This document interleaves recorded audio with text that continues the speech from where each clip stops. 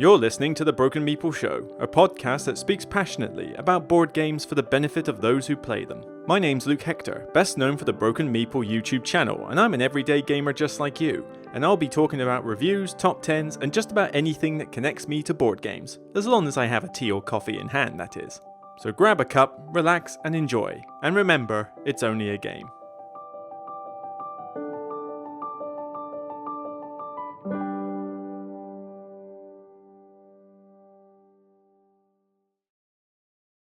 Hi everyone, welcome to another episode of the Broken Meeple Show on, what's this now, Sunday the 22nd of August, sometime mid-afternoon for me, and it's a bit of a long weekend, I must admit. I'm tired today from three reasons, to be honest. Firstly, I, with a bunch of friends, got together for a big gathering yesterday where we celebrated a friend's birthday, but it was just a case that a bunch of us who had not seen each other for like a year and a half finally got to meet face to face again, and that was worth every minute of the day. It was totally worth it. Took up the whole day. A little exhausted from that because I got back late, but yeah, definitely worth it. You know, we are starting to see some normality now in England for post-COVID and that, and slowly but surely reunions are starting to happen, and it's a good feeling. Second thing is that I've been hard at work today doing blog stuff because I've tried to distract my mind from things, and the easiest way to do that is to do editing. And what I've basically managed to do is I've managed to get the Undaunted and King is Dead reviews edited and ready for upload. So I'm going to upload those during this week. Probably I'll do King is Dead tomorrow and the Undaunted on Wednesday, shall we say.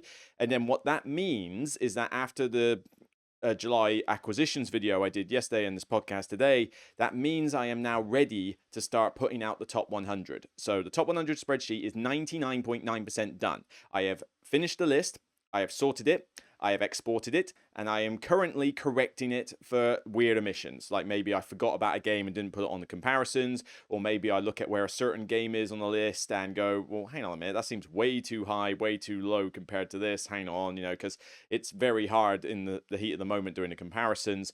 And also I need to put it on the spreadsheet which compares last year to this year so that I can work out what games fell off, what ones have debuted, what the rankings have, you know, have they gone up by 30 places, have they come down in 20 places? You know, I like to find out those stats, and I know you lot do as well. But it means that I can start recording them and getting them out. So the end of August and early September will be taken up with top 100 primarily, so no specific reviews. The only game I need to do a preview of is, I think, one called Scandalo, which is the revised, looks like a revised version of Awkward Guests. It's from Megacorping Games, and I was meant to do it back in July, but their Kickstarter got delayed, and I was already tied up with a lot of other stuff to do, especially with the Osprey game stuff, and I just figured, you know what, I can afford to delay that for a bit. So at some point I need to get that played and properly sort of done a little preview on it, but other than that, I should be done for reviews for a short while I'm doing top 100s. And then after the top 100 is done, I'm going to have to think about the channel in a sense of how much time devoted to reviews again, because I mean, it took me a long time to get through these reviews, and all the time I'm doing reviews, I'm not doing collaborations, I'm not doing top 10s, which are my favorite thing to do, and the reviews are hit and miss in terms of views. So I gotta find a way. I mean, maybe the Blitz review should just go back to a compilation and just do like 3 to 5 Blitz reviews in one video, and then do the occasional video for detail like with Imperium. You know, maybe I should go back to that, because really I feel like this channel needs to be fully top 10s sometimes at one point. I mean, when I go back over what I've done, it feels like top 10s are the way to go. Every top 10 I have done has been very popular. It's had a lot of good engagement with you all, and that's what I want. I want engagement with the viewers. I don't just simply want, you know, a view count. I want comments, I want likes, I want engagement. You know, that's the sort of thing I like. And the top 10s get the most of that because it's the kind of thing you want to see, as well as what games I've bought and what games I've culled. They're very popular. But the reviews are hit and miss. I mean, a lot of these Blitz reviews just don't even creep over 1,000 views, which really diminishes the necessity to do the review, considering how much time I put into my edits.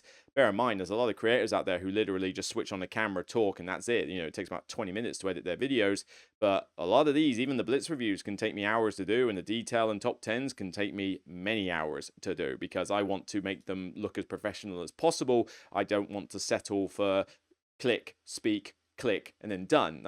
That's just not my style. But unfortunately, that doesn't necessarily generate into attention and engagement. So, as I say, and there's been a lot of reviews over the last couple of months, but not as many top 10s as I would like. I want to get the Patreons to do some suggestions. I want to do more collab top 5s. I have done some recently. In fact, I'll say right now, thank you so much, everybody who joined us for the top 10 thematic Euros that I did with Paul Grogan.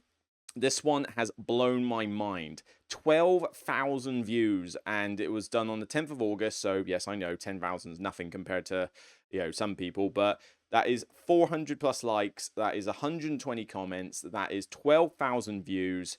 That is insane for a live collaboration that I've done. I've done other live collaborations before, and all of them are enjoyable. I love doing them, but none of them have ever got to the level of that is. And I can only imagine that that's because Paul Grogan was on the show.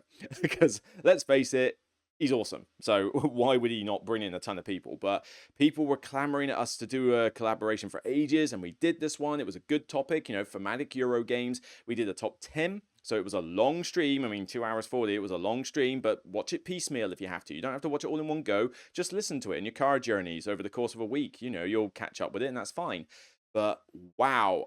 Oh my God, that was such a fun stream. We had a good time. It went flawlessly. The chat was great. And on top of that, because we had fun with that one, we did a Spirit Island. I'll try and see if I can find it actually for people now watching the YouTube version.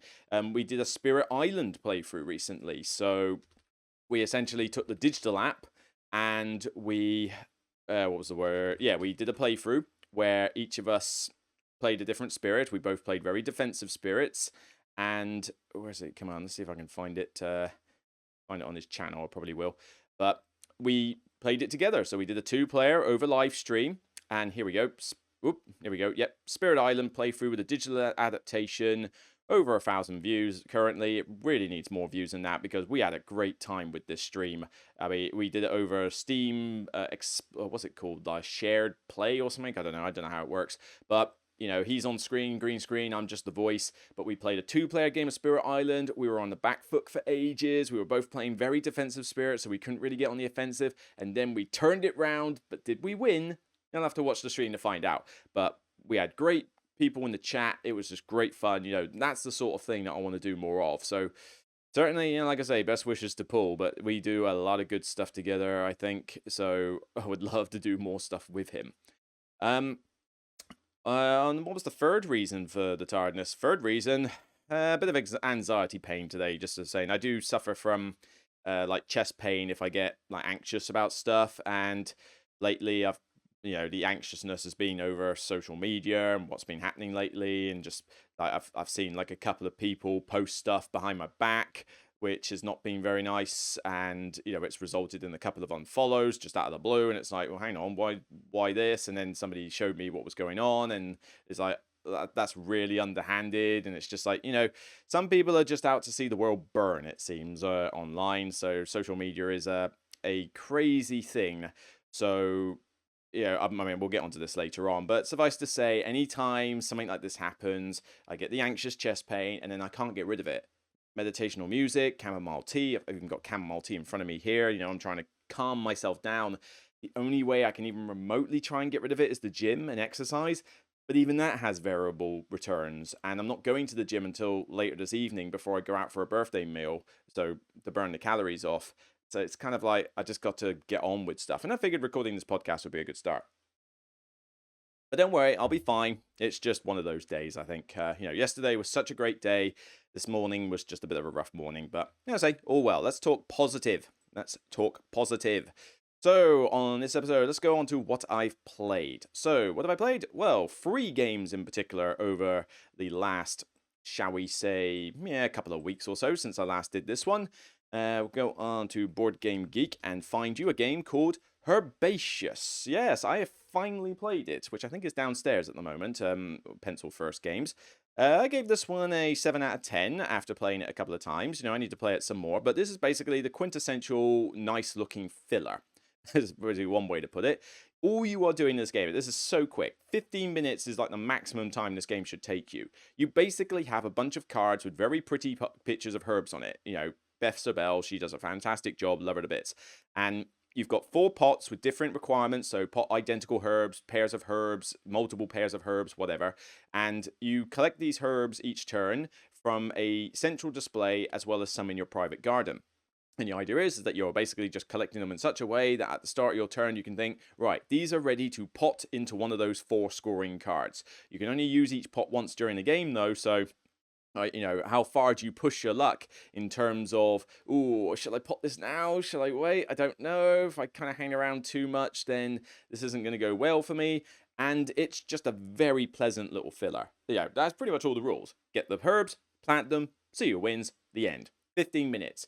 But these pictures here, I'm sorry if you're listening to this on audio, but this game is gorgeous. I cannot stress enough how beautiful these herb pictures are. It makes me want to have a herb garden of my own. However, I have tried that in the past and it doesn't survive very long. And not to mention my lifestyle being very busy means I don't get to do as much cooking as I used to, which means I can't do a huge amount of herbalization.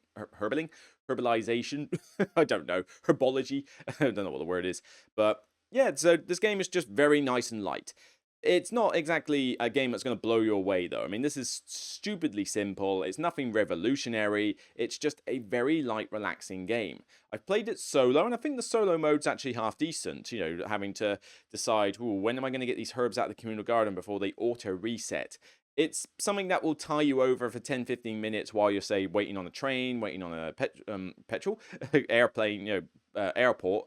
But, with up to 4 players, this can still be a nice 15-minute filler that doesn't take too long. 25 minutes tops with 4 players.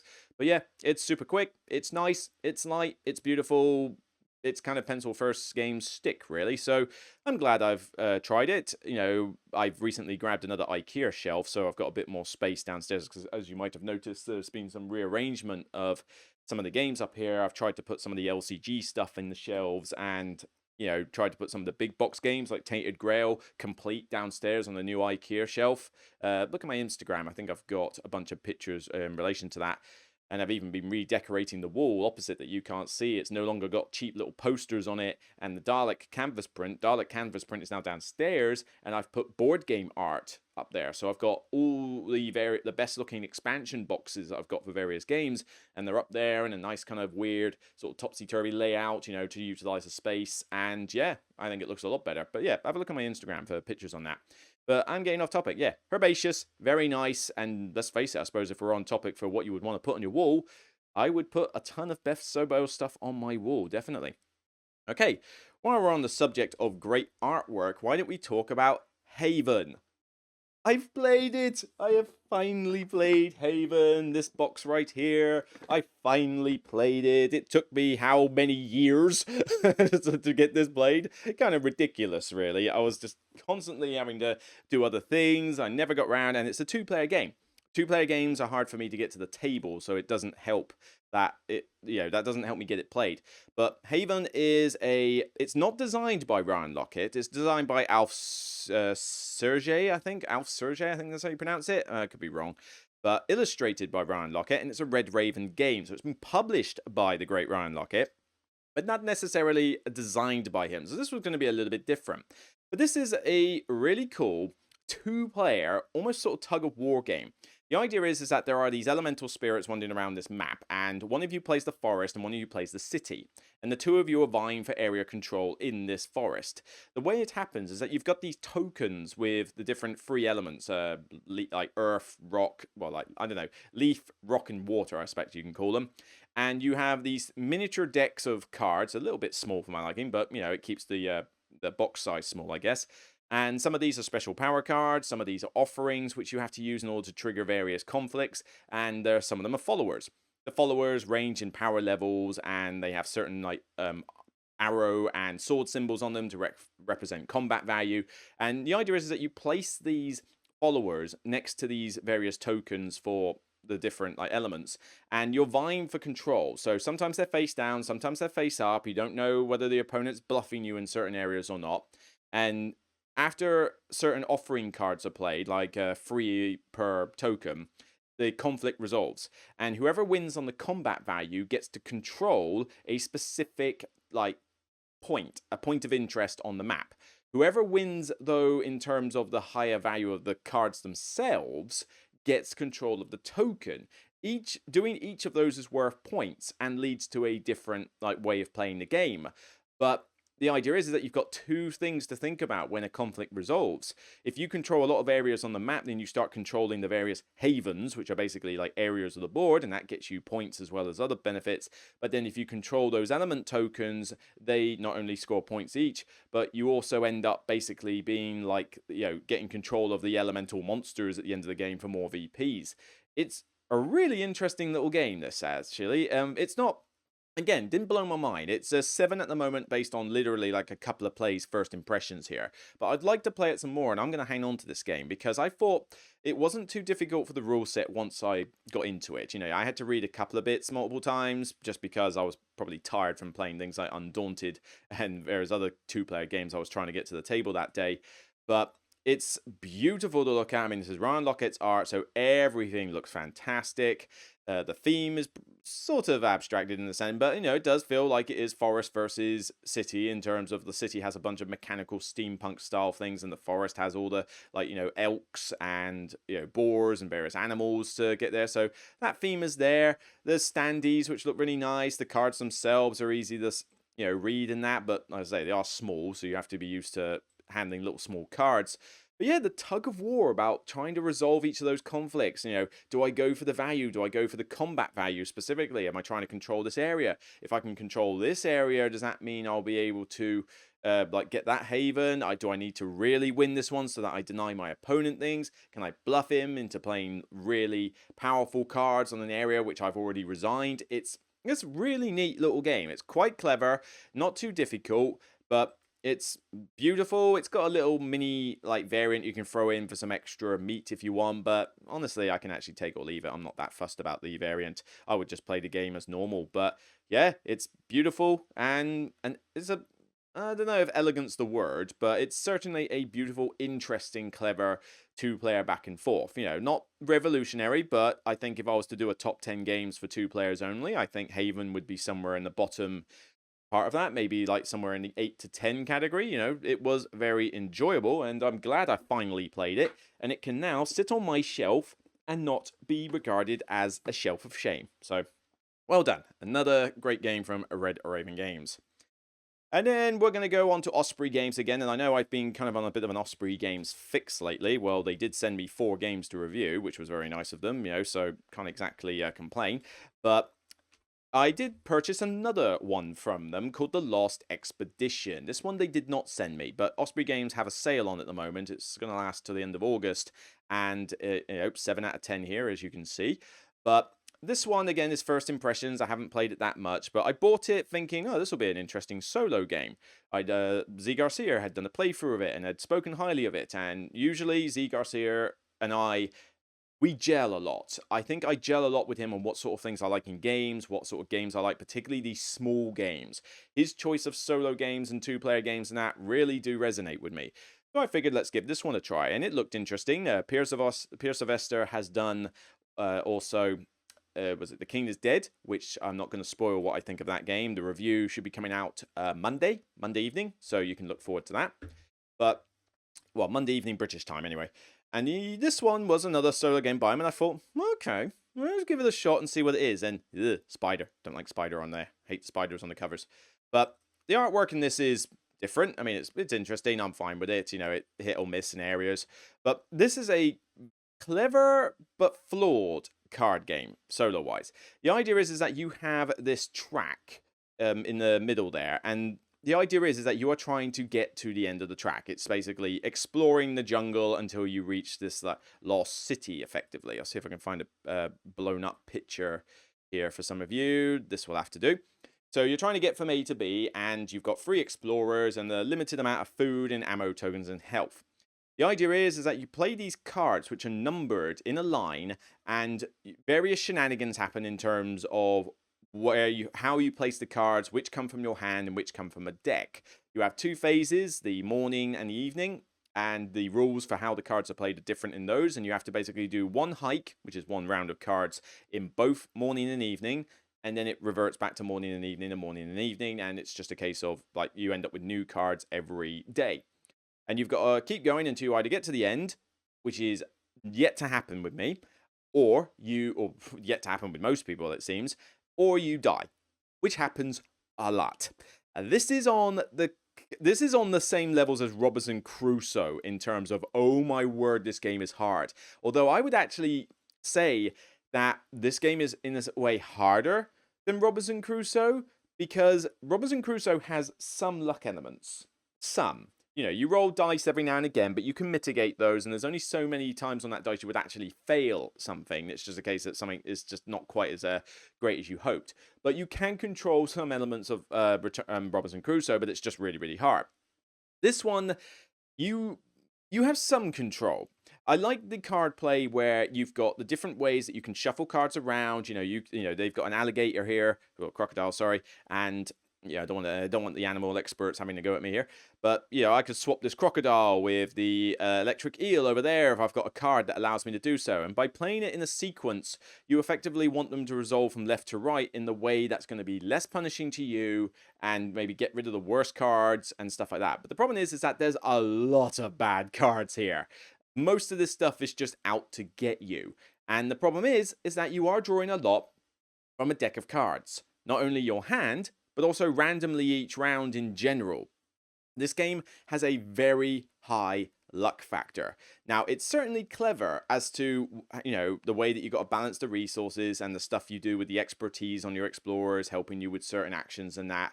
And certainly there's some nasty stuff here. I'm actually paranoid that I'm going to go across and find the one with the spider in it, because I really don't want to come across that picture.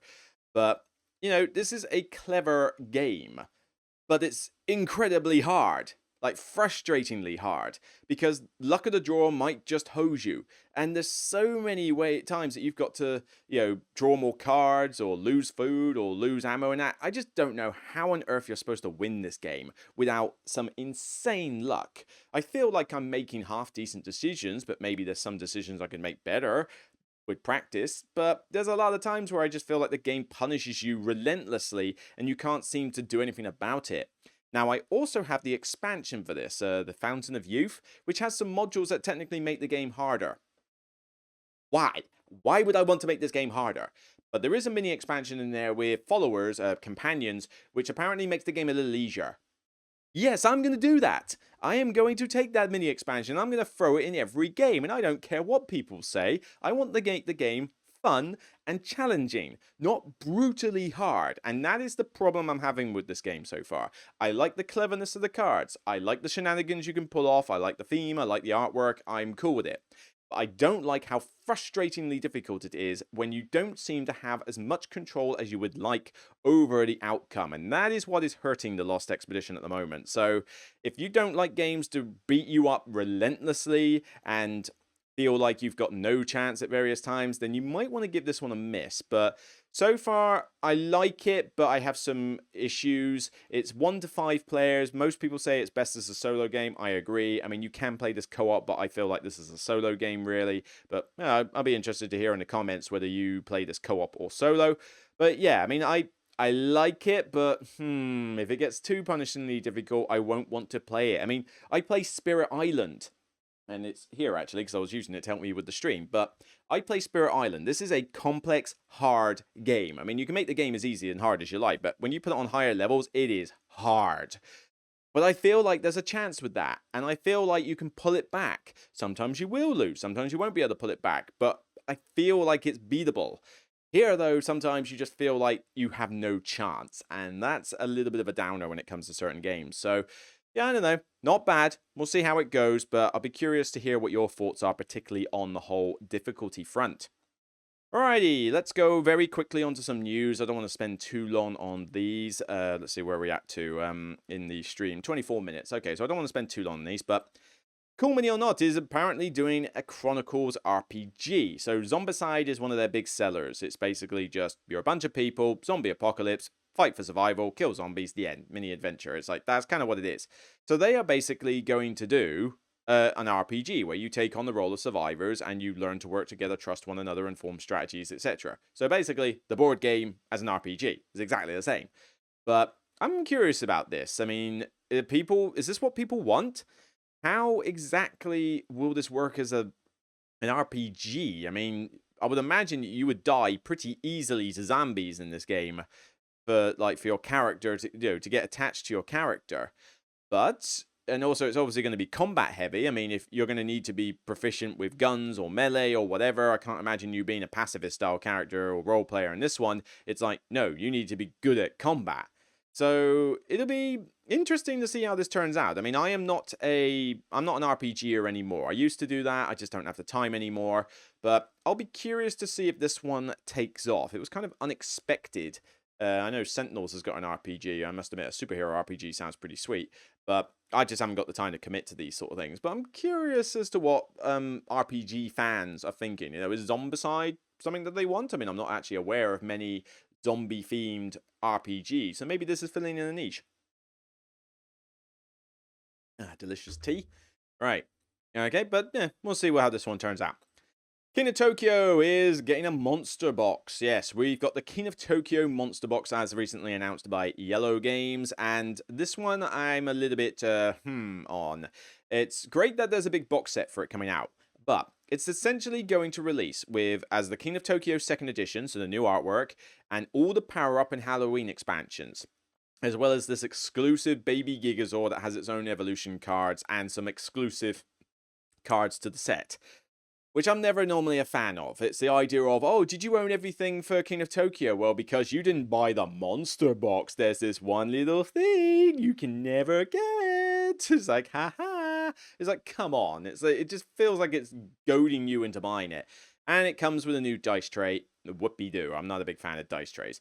But, it's still got the same player count, same time, retailing for $70. So about 60 quid I'm expecting that to be.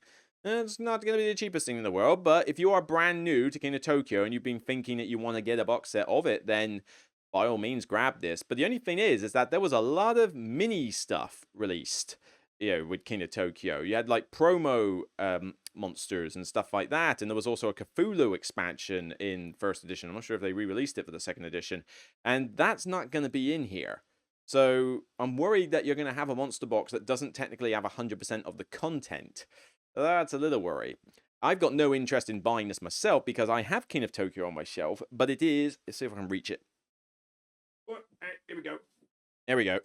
All right, so this one is the King of Tokyo Dark Edition. This is the one I've got. So it's got the black box. It's got basically the very sort of contrasty neon almost style artwork. Like everything is black, it's night, but you've got this almost like luminous green and yellow all over the place, and everything looks really sort of noir style. It's really awesome. But this is the King of Tokyo I want. I'm not...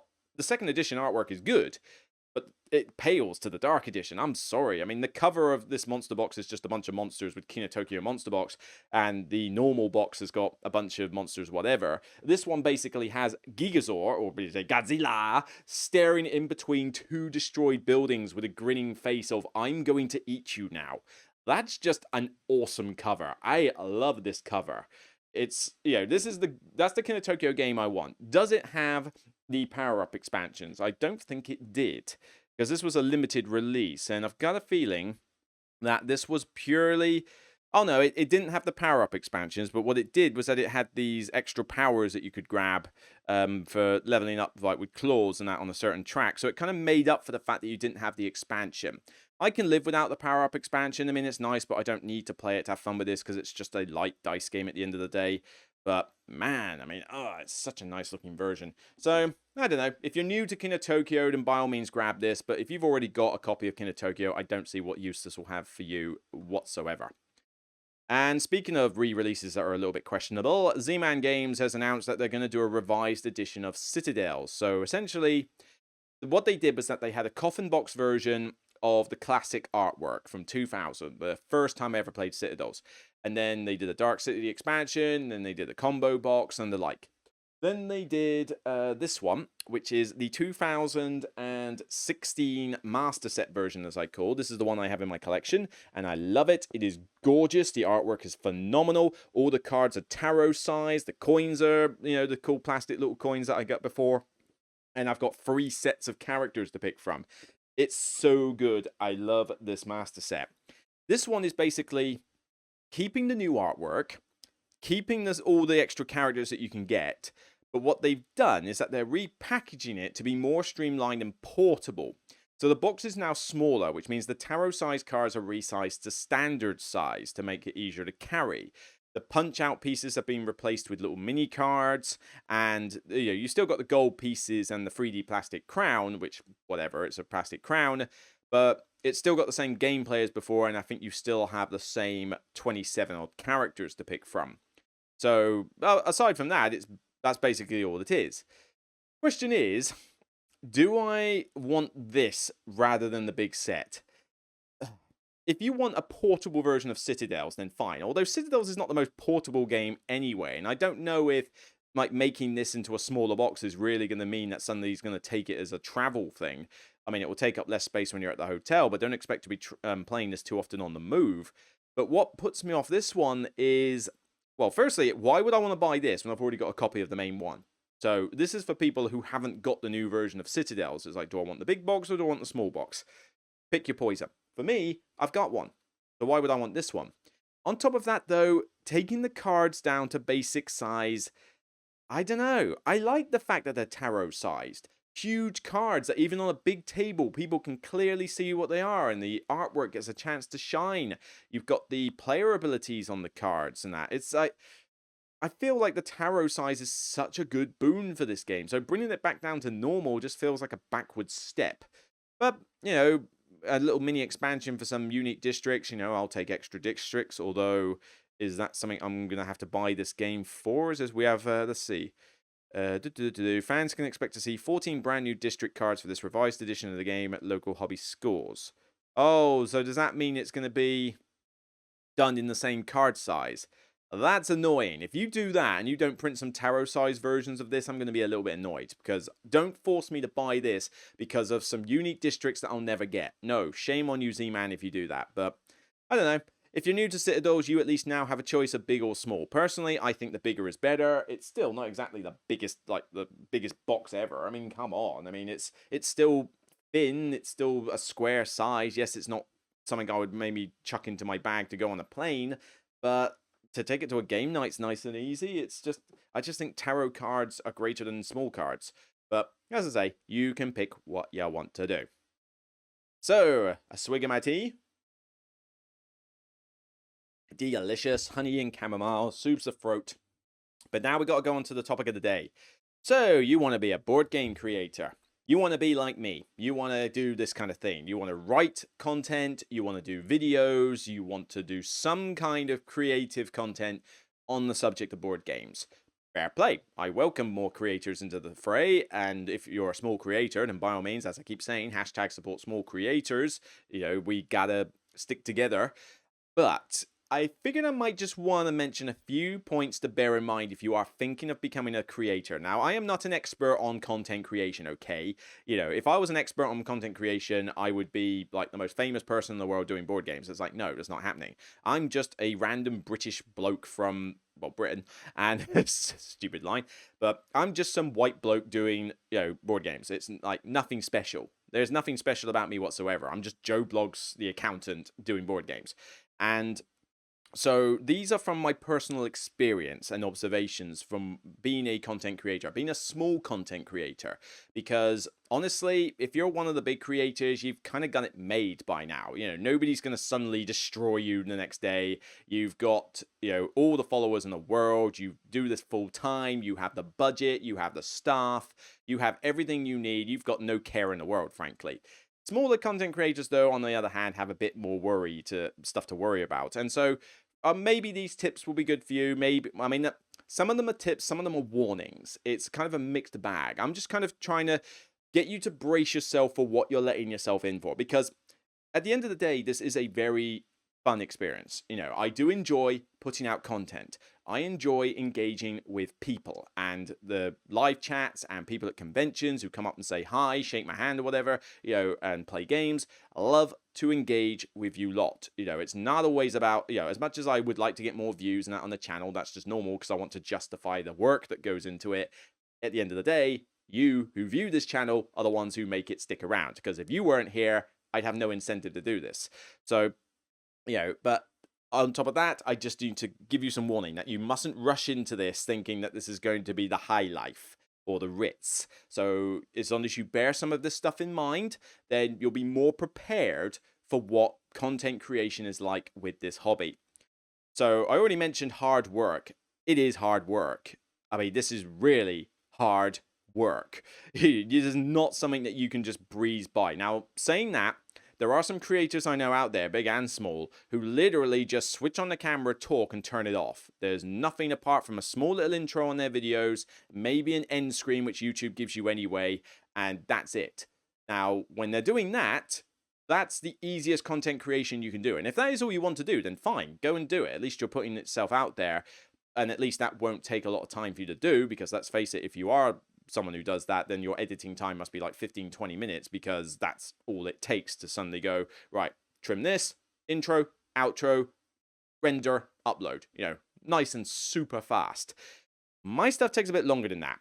The Blitz reviews take a bit shorter though, because I don't put in as many effects. I don't have the different transitions of detail and ease of play and tactics and that. I don't have as many video clips in the Blitz reviews as I do the detail ones, and I'm a little bit like, I don't have to mess around too much with lighting and sound with the Blitz ones. Like I said, the idea is that the Blitz ones are a bit easier for me to get edited and out.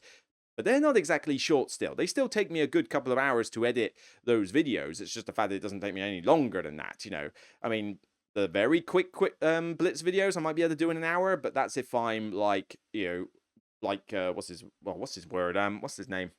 Guy from Wesley Snipes from Demolition Man. Unless I suddenly get into a mode of, I'm possessed, wonder if I can play the accordion too, then I can maybe crunk one out in an hour, but that's got to be a very short Blitz review. And as you've noticed from some of my Blitz reviews lately, it kind of varies as to whether they're actually Blitz or not, because sometimes there's just too much to talk about, and sometimes I feel like I should have done a detail review. Like Tinner's Trail was a good example. That one was a Blitz style review, so it didn't take me as long to edit as a detail review, but the amount of stuff I talked about, it really should have been a detail review. But I digress. But as I say, it's hard work. You've got to, you got to get the equipment, but then you've got to learn how to use it. You've then got to be fairly regular with what you put out. You can't just put out a video in 1 month and then maybe take a break and then put one out the next month, because people will just forget you even exist. You've got to be regular. And I don't necessarily mean that you've got to put something out every Monday or every Wednesday, but you certainly need to aim for something like at least a video a week. A video every 2 weeks might not be often enough unless it's a really well done, professional, long, high quality information video or something. Then fine, do it once every fortnight. But if you're just trying to put out like a review every now and again, or some random top 10 list or something, or even just your musings on board games in general, like what did I play last week, put a video out each week and keep it regular, because then YouTube notices you, people notice you, and like I say, I'll notice you hopefully, because then hashtag support some more creators. But I am just saying that, editing is hard, it takes time. Actually doing the recording is not easy. I mean, you have to get yourself into a mindset. You have to be comfortable talking in front of a camera. It took me a little bit a while to get used to, but now I'm pretty comfortable with a camera in front of me, as long as my throat can last. That's the only deal. But then I've got to obviously, I've got to set up the cameras, and I've got multiple ways it can go, and I've got limited space, so it takes a bit of time to do that. I've then got to get seated. I've got to obviously play the game in general multiple times, so that takes up time. Then I've got to actually record the video, and it's not like I just do one take. I mean, people who do like really short, like minute videos or something, I can't speak for them all, but the shorter your video, the less likely you had to do a lot of takes. But even if you do a lot of takes, if your video is short, it doesn't take you that long to do multiple takes. But if you're doing a 20-minute video like I do, and you've got to take multiple takes, woo-wee, it's going to take you a while to actually record that video. And then obviously in the editing room, which takes forever, you have to be able to go, well, hang on a minute, right, so I want that bit, don't want that bit. I've got a good tip for you, actually. If you're one of these people who's editing and has to trim their footage a lot, then here's a tip. When you do a speech, a segment, obviously try and do it in segments. Don't try to do the whole video in one take. Do it in segments. Take a breath. Ease yourself. The gap in the editing room will clearly show, and you'll be able to go, all right, that's a break. But here's a tip. When you're doing multiple takes, like say I do the same number 9 segment on the top 10, and I do it 3 times, because the first 2 times I mess up, I get my words wrong, I like cough, or some ice cream van comes by next door, that tends to happen. But say the third take is the one that I want. What you do is when you're ready to move on to the next segment, clap your hands 3 times. Like that. Clap your hands 3 times and make it visual that you're doing it on the camera. This does 2 things. Firstly, if you're watching the footage, you actually see yourself do it, which is already an indicator. But what those 3 claps do is that they show up on your soundbite as little spikes. I don't know. I can't really show you right now on this PC. But in doing so, you essentially put 3 very clear spikes on your audio track, and this reminds you, that was the last take. So you can instantly just delete everything that came before it and keep that last take. It's a good way to speed up your editing process. So a little tip for you there that I've learned. But yeah, it's not easy. And even uploading the video takes time. You know, when you upload a video here, it's not just simply a case of click on create, upload, and it's done. When you upload something, I can't go into the screen, but you've got to finger the title.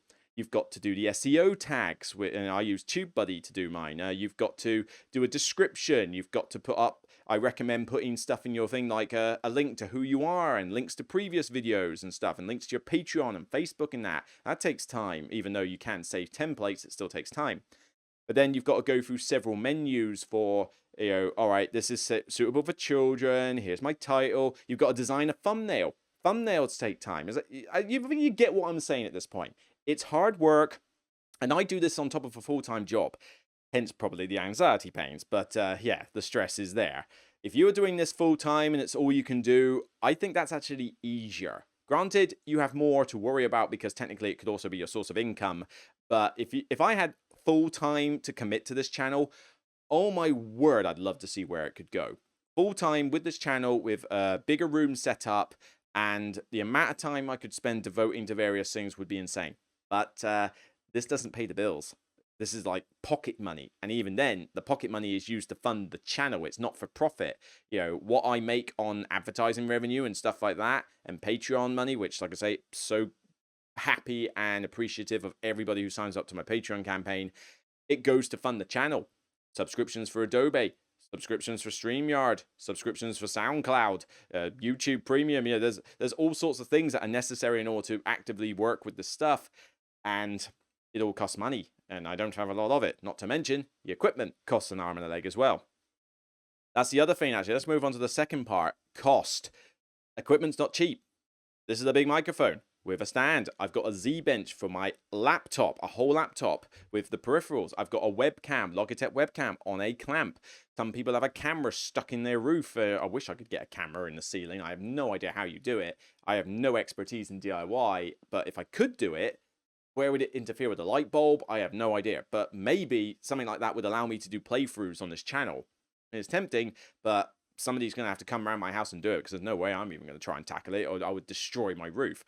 But yeah, the camera, the DSLR that I use on my channel, you know, the stuff to do these detail reviews, that costs a lot of money as well. I mean, I don't know, maybe I'll bring up Amazon DSLR camera. So, a basic one, you're talking still like £380, £390. Don't bother with a cheapo camera because honestly, you need to get good visual and audio quality.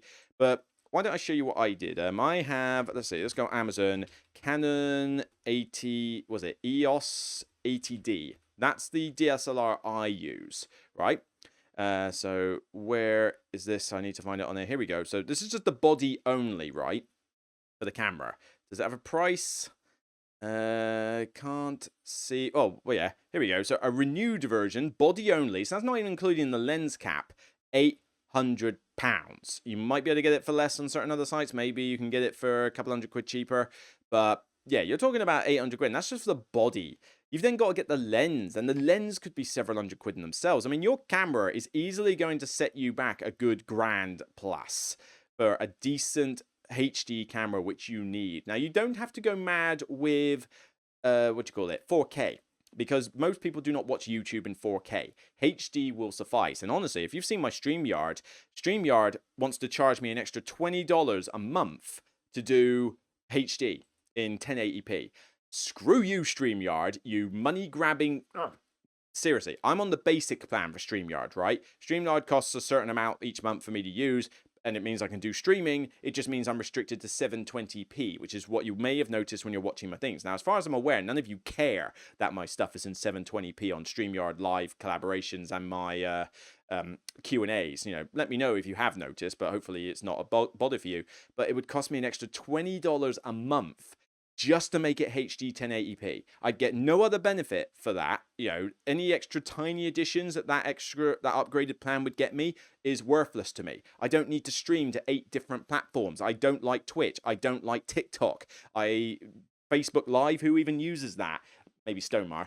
But I don't want to span to 8 different things. So literally the only benefit for $20 a month is 1080p, an extra few hundred pixels of resolution.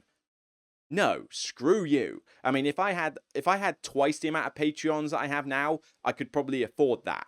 But even then, I'd struggle to justify that kind of level of cost for just 1080p.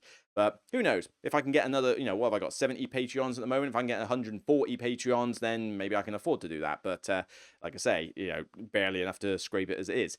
So but as I say, you need good visual quality, you need good audio, you really need the best microphones that you can get. This microphone is fantastic for me when I do anything in this room on the laptop.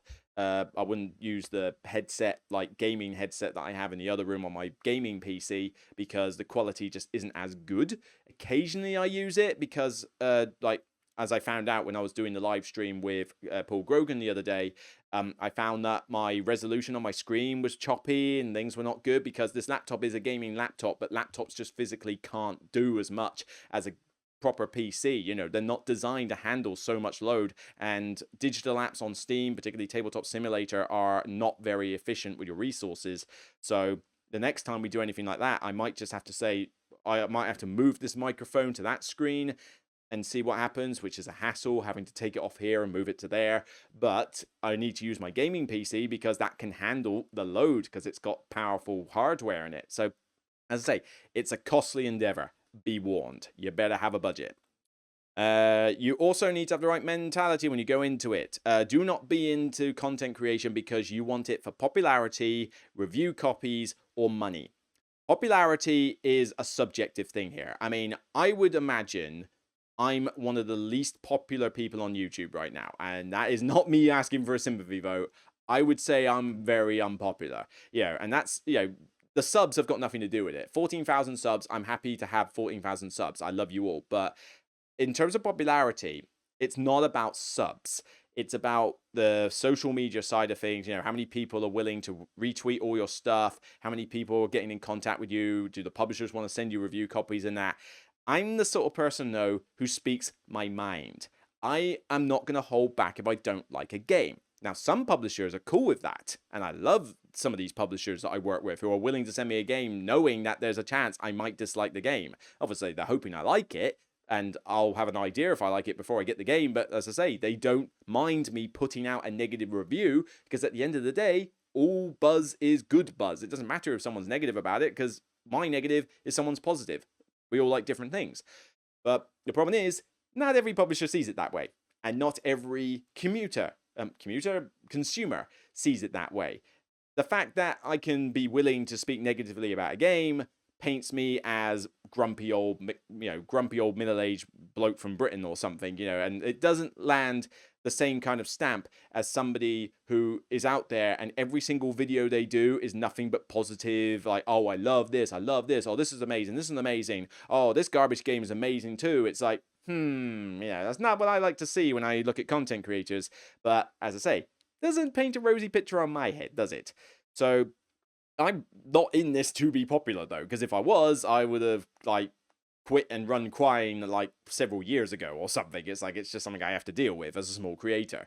But yeah, you don't go into this thinking you're going to be as popular as the next Shut Up and Sit Down. I don't even like Shut Up and Sit Down's content, but they are the most popular channel in the world.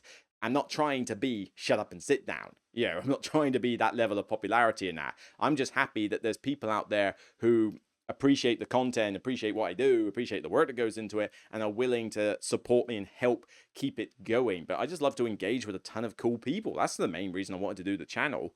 But then also money. This channel does not make money. This channel doesn't make a profit.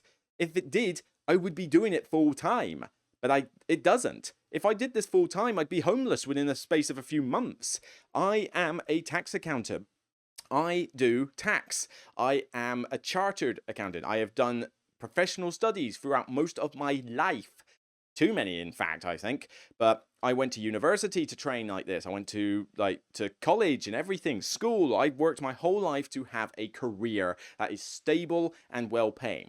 And it was hard work, not without its fair share of tears, but it paid off. I'm not exactly like the highest CEO or anything like that, but then I don't want to be. But I'm in a position where I'm happy in the sense of, all right, this is as high as I need to go. It earns enough money and I'm stable. It's a stable job. That's what pays my bills. That's what gives me this house. That's what gives me these board games behind me on these IKEA shelves. Not this blog. My job allows me to do that. The fact that I am single, not by choice, but, single means less expenses. I have no kids, less expenses. I have a fairly simple life. I mean, I enjoy doing all sorts of things, but, I do a lot of fitness stuff and that. Well, all I need is one gym membership and that covers that. I feed myself. It's only one person.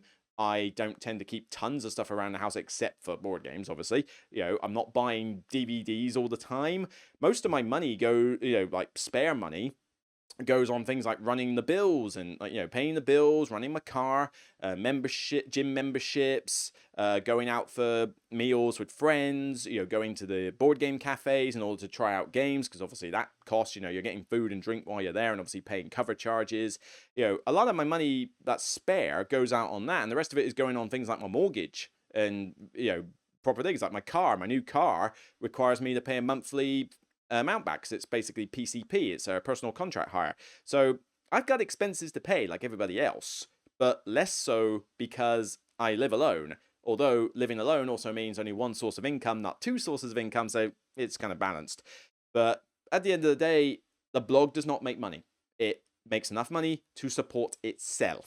And even then, that was only after a while, because at the start, it will not make you anything at all. Like, advertising revenue is pennies unless you can make millions of views on YouTube. You need to be in the 6-digit numbers for views to stand a chance of earning any half-decent income off this channel. And even then, it would be lower than you could get from a typical, decent professional job. So don't be in it for the money. And don't be in it for review copies, because at the end of the day, publishers will not send you review copies just because you exist. I mean, you certainly need to build up networks. You need to get in touch with these publishers and say, this is what I do. But publishers are not going to be as willing to send you stuff when you are literally I have literally just started. I've got 5 subscribers and I've done 1 video. They've got no incentive to send you anything. You need to build up a reputation. You need to build up a list of videos. You need to showcase your content. It's like somebody who wants to sell their art. I'm an artist and I want to go sell to a gallery. Or a photographer. It's like, I'm offering my services as a photographer. Do you think the person just literally buys the camera and says, I'm a photographer, please help, please hire me? No, they have portfolios with all their stuff in it. And by that, they are able to showcase what they can do. It's like, I'm not going to go to you just because you do that. I mean, let me look up photographer. Photographer. Learn how to spell, Luke, you moron. But, so I've got photographers in my area, TJ, James White, Becky Hill. I mean, I don't know who any of these are, but let's find a website. Let's do a near photo. So, if you are a near photo, you're getting a shout out, but frankly, I doubt you watch this channel. But here you go. So you look at a photographer and it shows all the different services. It shows their photos. It shows what they are capable of. And somewhere here, there's probably, you can probably see lots of different ones. So let's see, they've got a YouTube thing. I can't play that for sound, but here you go. So they've got lots of different stuff, and you can see photo after photo after photo after photo showcasing how good their photography is. Well, you need to do that on YouTube as well. You can't just come in and say, I'm a blogger, therefore give me games. A little drink there. You've got to be a little bit careful. So, just be aware of that. Let's see. Find a niche style if you can. Just coming on and saying I'm going to do reviews is cool. I mean, do reviews. We all do reviews. But understand that I joined at the wrong time. I started doing this when there were far too many creators out there, and now there's so many creators out there, which is great. Diversification is cool. The problem is, it's hard to get noticed. Whenever people on Facebook put on stuff to say like, oh, who's a cool creator that I can look forward to? Are you surprised that it's the same 10 trending channels that get mentioned? No, because they came in early, they are trending. Well, some of them didn't come in early, some of them got propped up like in recent years because of, side stuff they do, or, oh, I know this person, therefore they're supporting me and whatever, or like I'm from this background, therefore diversification, that sort of thing. But, which is great. I want to see more of that stuff. But as I say, unless you're very lucky, or from a very specific circumstance, or you came into this early, like the Dice Tower and Watch It Play did, then you're not going to get noticed as easily. And as a small creator, we have to deal with the fact that we don't get noticed pretty much at all. I've done the shout outs and collaborations with some fantastic people like the Nerd Shells and Board Game Ramblings and was it Bone Collector and One Pit Wonder and Billy Indiana and Side Game and all sorts of like really cool people. And we don't get noticed that much. It's just something to deal, especially when it's just reviews, because there's umpteen amount of people who can do reviews. Now, if you have a unique selling point, like a specific type of content that you're good at, then go with it. Like, let me do in fact, well, why don't we just make this a kind of weird shout out here, because I haven't done a shout out this video, but shelf clutter, all right? Shelf clutter. So let's go find that. Shelf clutter is a channel on YouTube. They recommended me a while ago. I hope they still recommend me at this point. But anyway, I gotta subscribe to them. But they do all sorts of Kickstarter stuff. So they are basically all about Kickstarter. Coming to Kickstarter, week of this. Coming to Kickstarter, week of this. And they do some other, like, my favorite board games and stuff like that. But it's pretty much Kickstarter, Kickstarter, Kickstarter, Kickstarter. So, great. That's the niche. Do Kickstarter. Nothing but Kickstarter. And Kickstarter is popular. And honestly, I find this to be one of the best channels actually for doing Kickstarter news, because he's very clear. He's got some decent videos. He's a nice guy, and every week new Kickstarter video, new Kickstarter video, new Kickstarter video. So if you want to know about upcoming Kickstarters, I think this is the channel you really go for. Hashtag support small creators. Less than 5,000 subs. I think this guy deserves more. But of course, I mean, that I do watch the Dice Tower crowdfunding as well, but I tend to watch both of these to see what's on there. So by all means, give this guy a look. There you go. There's your shout out for this one. Shelf clutter. But this is what I'm getting at, you see. A niche thing. And like I say, there are other people who do Kickstarter, but not a ton of people who focus on it like 100%. But maybe you don't want to do Kickstarter. Maybe you've just got some other thing. Like maybe you just want to focus on kids' games. I'm going to do reviews and playthroughs of nothing but kids' games, because I have a family with children and I play lots of stuff with my children. Great. Make that your niche. Make that your selling point. And then, when we're saying support small creators, we can go, well, this small creator does nothing but children's games. So I can't do children's games. I have no children. And I don't play with children very often. So that means that I can't do kids' games. I can say that this person does. I can say, here's a small channel, hashtag support small creators. Go watch them. They do nice content. They're lovely people. And they do kids' videos. Fantastic. You've got yourself a unique selling point to stand out in a crowded market. And the thing is that as much as this industry has a lot of cool stuff in it, at the end of the day, it is a bit of a battleground. Okie doke. Let's see. Be honest in reviews. Yes, be honest, okay? I mean, if you're going to do reviews, don't hide away. Don't hide your feelings. Don't sugarcoat everything just because you don't want to offend anyone or not. I know it can sometimes, backlash a little bit because some gamers are incapable of accepting that you have a different opinion to them, but you really do need to be honest. If you don't like a game and you're going to do a review on it, say why you don't like it. I'm not going to... You can do a review of Sentinels in the Multiverse as your first video and you can say that this game was trash and I didn't like it. I'm not going to lose sleep over that. I still have the game. It's not like your hatred of it suddenly means that I should hate it too. But I want to hear why you do. And I might even agree with some of it. If you hate it because you can't stand the bookkeeping side of it, I'll be like, yeah, it does have a lot of that. I'm over it. I'm used to it now. But I can totally understand that somebody would be put off the game entirely because of it. It's different strokes for different folks. But that's the thing.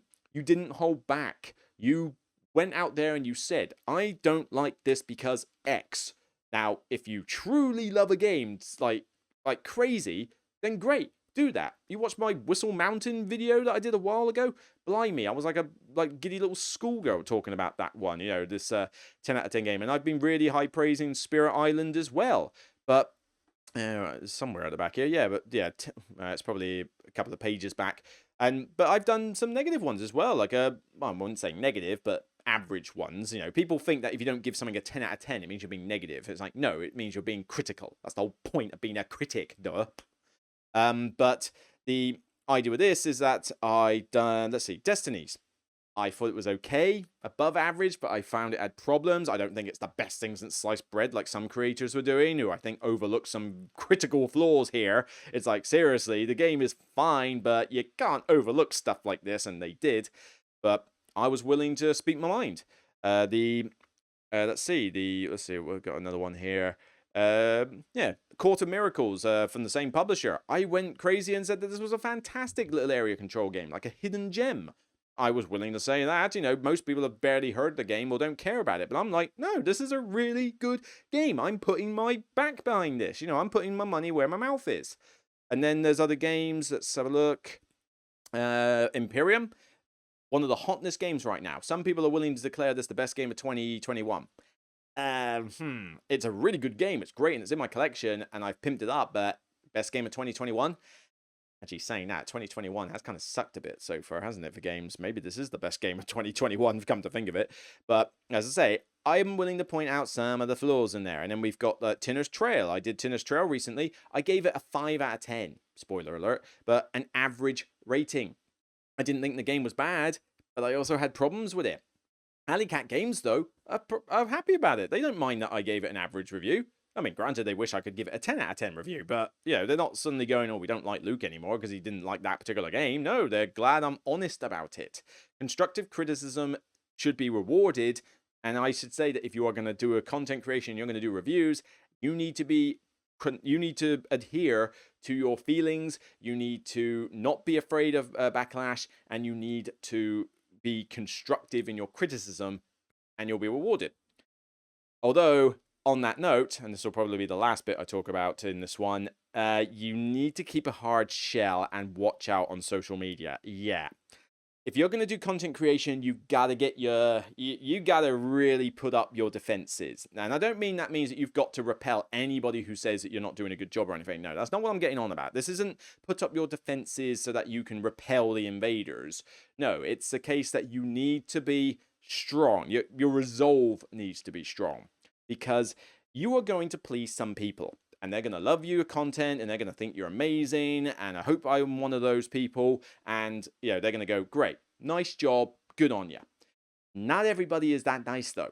There are people out there who just want to see the world burn. They are basically the jokers of the board gaming world, and you might say, I've had times where I'll post a first impressions of a game on Facebook. I've done that. I did that recently with Clinic. And I put the game on there. I gave my first impressions, and I clearly stated, not a review, just first impressions. One game on Tabletop Simulator of all things, which isn't even the best way to play a lot of the heavier games. And I said, first impressions, here are my thoughts, pros and cons, constructive criticism. But my overall first impressions wasn't a fan of the game. Dislike, not hate. Oh my word, you try telling a Clinic fan that you're not a fan of their game and they will castrate you as far as they can. Whoa, it was horrible. And the backlash was insane. Now, doesn't bother me too much because I'm getting to that point where I can be fairly resolved when people are just simply, oh, you're just having a go at me because I didn't like your game. Well, whatever, you're just, you refuse to let people critique your game. It's like, that doesn't bother me as much. However, I'm not immune to this. I try to keep up a relatively hard shell, but I mentioned before about anxiety chest pains. I still have anxiety problems. I still don't like it when people are disappointed in something I do, or when I get hated for something, whether it was in my control or not, or whether, like I say, people unfollowing me out of the blue with no explanation as to why. Do you know how much anxiety that sets off when you think, wait a minute, someone who I was fine with before suddenly... Why? What have I done? I don't know. Tell me. Seriously, but you can't exactly go to them and say, oi, why did you leave me? It's like, that doesn't kind of set a good tone. But imagine what kind of anxiety that sets off in people. who think like, I was just trying to be a blogger. That's all I wanted to be. Why you gotta be so mean about it? And it's just, there's a lot of people like that. You've got to be tough against that sort of thing. Now, I'm not saying that when you come into content creation, it's all doom and gloom and everybody's going to hate you, but you're going to get some people who are jerks. Some of the trending channels, some of the popular people will get very bad comments now and again. You get the occasional racist and like sexually offensive comments sometimes, depending on your background. And, that is not very nice at all. There are trolls out there on YouTube. It's just a thing you have to deal with. I have to deal with trolls on a continuing basis. People who, spam my thing with useless spam bot attacks. People who will come on and say that, oh, this was a garbage review and you're garbage as well. And it's just like, sorry, but, you want to constructively critique something I've done, fine. But if you're just going to come in on a hate train, then no. But then, people on other social media, I mean, when people are speaking to you face to face, they're not as willing to tell you that they dislike you or anything like that. But online, people have no filters. People are more than willing to basically be jerks online and be really mean about people behind their back. I mean, I've had people like retweet stuff and have a go at me behind my back without any way for me to see it's happening. I've had to have followers like post images to me showing like, this is so and so has like slagged you off behind your back, and you see the comments put there, and it's just like, wow, I wouldn't say this to a human being in real life, and yet you're doing this to me behind my back. And it's just, it hurts. Anxiety, as I say, probably half the reason of the chest pain today. But as I say, this can happen. You need to be prepared. And I'm not saying it's never going to happen, and I'm not saying you should avoid content creation because it can happen, because it's a small minority. Most of the people that are going to comment on your videos and support you are going to be great, fantastic people, and that is what's going to keep you going. But you are going to get some of those people who are just going to be jerks, and you need to be prepared and be able to deal with it and not let it get to you. And I struggle with this myself. There are plenty of times, even recently, where I'm like, oh God, everybody's just trying to have a go at me now. Every time I try to do something blows up and it goes wrong. What is the point of doing this channel anymore if everyone's just going to hate me? Why do I need this stress? And burnout is a real thing with content creators. Some great people I know in content creation have fallen by the wayside because of stress. If you're one of the ones who gets trendy and everybody loves you to bits, then you got nothing to worry about. You can literally put out like, oh, here's my review video. Here's my game. It's good. Oh, by the way, here's the dog. And that's it. And suddenly you're still like putting out something everybody likes. You'll get to a point where trolls just do not bother you. So it's kind of like that, as I say, popularity. But as a small content creator, you got to be a little bit prepared. And on that note, be careful with social media. Social media is something that you need to get used to in order to get your stuff out there. I use various means of social media, but it's a double-edged sword depending on the platform you use. The best one, I would say, is, let's see, can I bring up the page? Yes, I can. But essentially, Instagram is definitely the best one, I think. I think it's the best social media channel for board gaming, because not only do you get really cool photos from people, but it's also the one place where I haven't seen people be jerks. I've never seen a mean comment said about anybody on Instagram. People put up photos, and there are people I follow. And we've got Board Game Family UK, Deca 51. There was Covery Studios up there, Never Board Gaming, Not Board Gaming, in fact. And various publishers, Tabletopping, Board Game Perspective. I've got a fantastic channel on here. Side Game was just there. There's a lot of cool stuff on Instagram to find. But people who comment on that and get into discussions are so nice. Nobody is saying a bad word on Instagram. But the problem with Instagram is that it's a bit of a ball ache in order to actually get used to it. Posting to it is really difficult. You can't post to it directly from a web browser. So you kind of have to use the Instagram app to do it.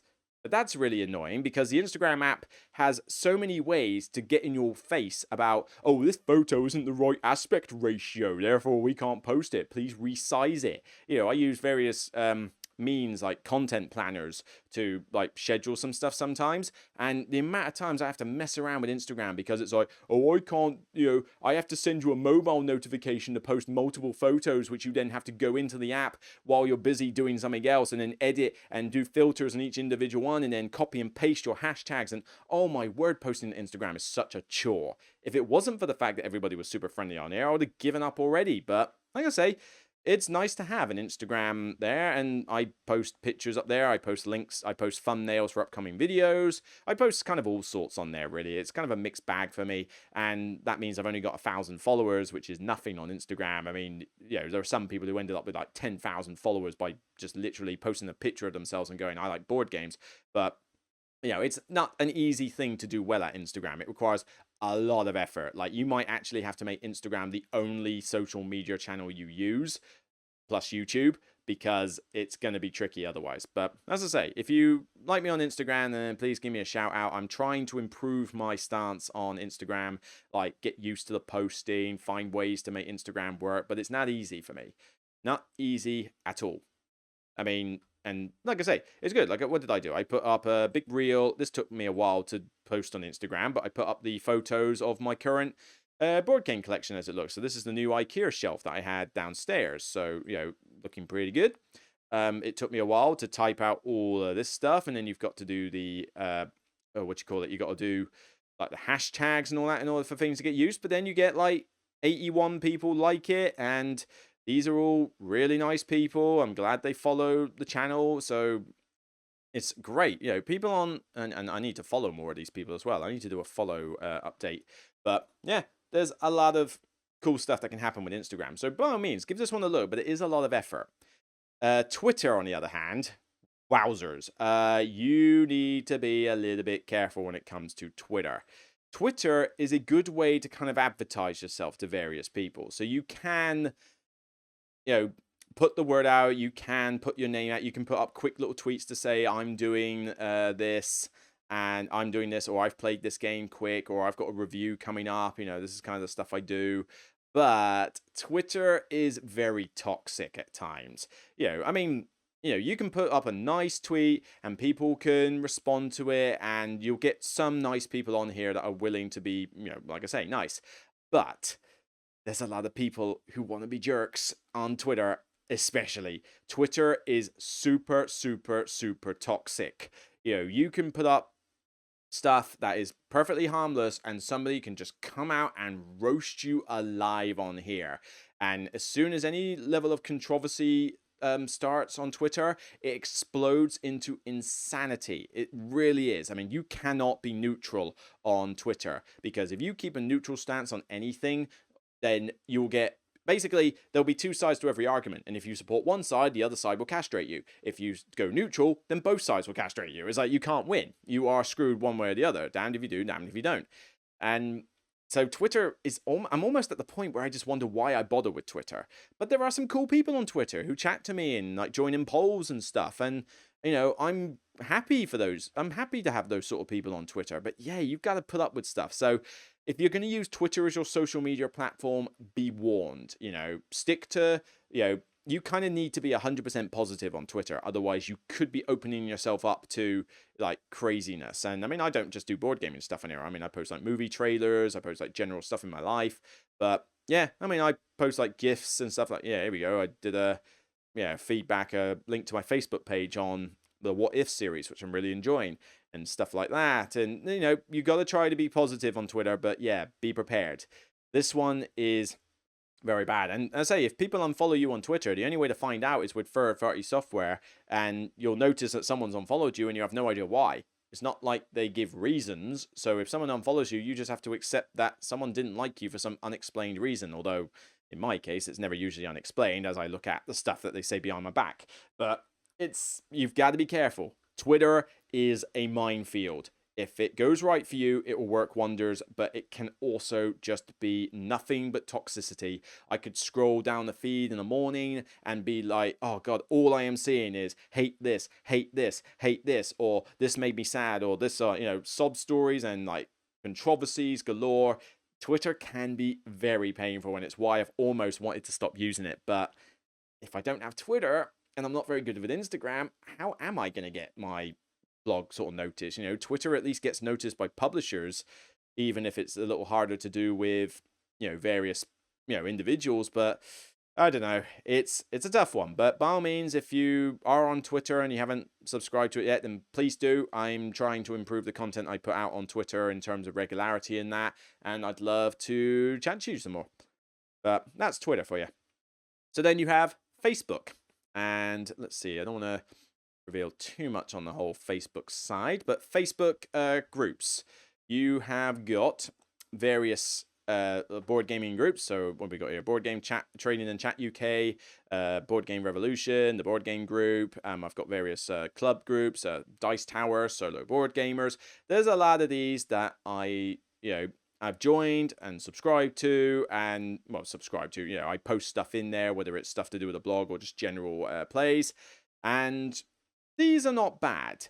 You know, these sort of things, Facebook groups, are generally okay, but it's not as good as Instagram. You can still get some toxicity on Facebook in certain things, and if somebody posts anything controversial on here, or like some like major hate tale, then my God, the comments can explode. And again, be careful. You take a stance, you're going to annoy some people. So you know, you're damned if you do, damned if you don't.